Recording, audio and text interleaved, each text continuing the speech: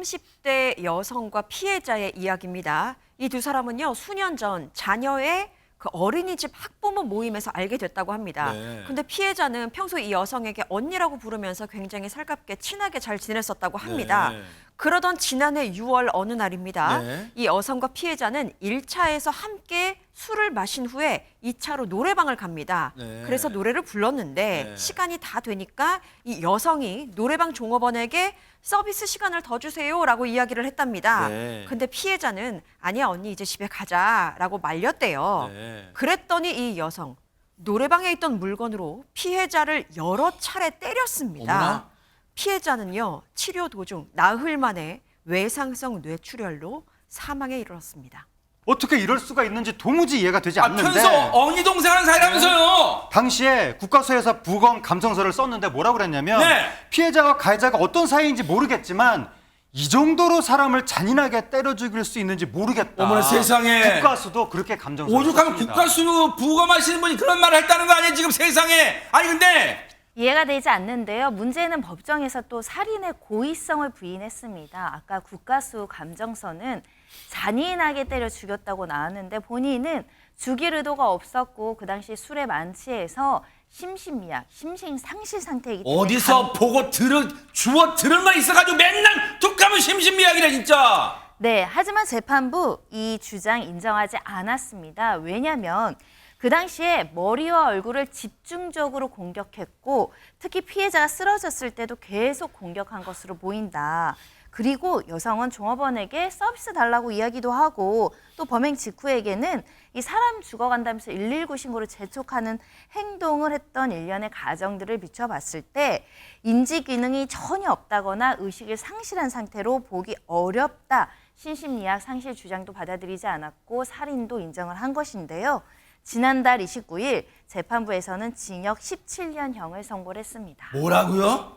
고작 징역 17년요. 아니 백성만 변한 영원히 이 사회에서 격리시켜야 되는 거 아니야? 이 인간 같지 않은 인간은요. 저도 뭐 개인적으로 형량이 굉장히 낮다고 생각하는데 왜냐하면 일단 유족들하고 합의도 안 됐습니다. 유족들이 아직도 엄벌을 탄원하고 있는 그런 상황이에요. 아이들은 아침에 눈을 뜨면 엄마 보고 싶다고 엄마 휴대폰 번호로 문자 메시지를 보내고 어머나, 이러고 세상에. 있는 그런 상황인데 일단은 재판부가 징역 17년 그러니까 좀 예상보다 좀 낮은 형을 선고한 이유는 일단 살인행위가 좀 우발적이라는 측면, 그러니까 노래를 부르다가 갑자기 격분해서 싸움, 그러니까 세상에. 계획범행이 아니라는 측면, 그러니까 현장에 있는 물건을 가지고 살해를 한 거잖아요. 그러니까 이제 그런 부분하고 그리고 이제 살인의 고의가 다소 좀 미약하다는 거, 그러니까 이걸 뭐 제가 꼭 마치 이쪽 변호사 같은 그 재판부의 판단을 보면 그렇습니다.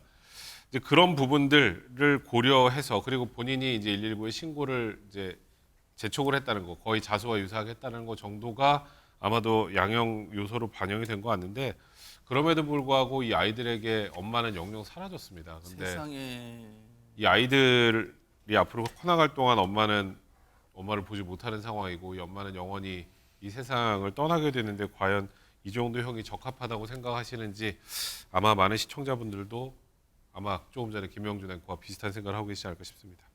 지금요 오죽하면 재판장님이 이 법정에서 이런 말 선고를 하면서 이런 말을 했잖아요.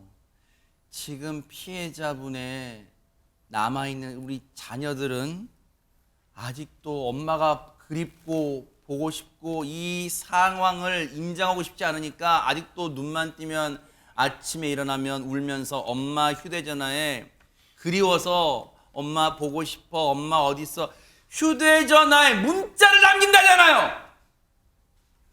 정신적 충격은 충격 그리움. 그거 어떻게 할 겁니까? 이 아이들 어떻게 할 거예요?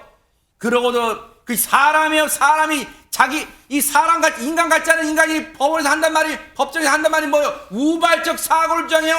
그렇게 잔인하게 사람을 언니 동생 하는 그 사이였던 그 피해자를 그렇게 무참히 잔인하게 때려 죽였으면서 정말로 법이 살아있다면 정의가 살아있다면 이 인간 같지 않은 악마 같은 인간에게 정말 중형을 내려주실 것을 정말 눈 부릅뜨고 지켜보도록 하겠습니다.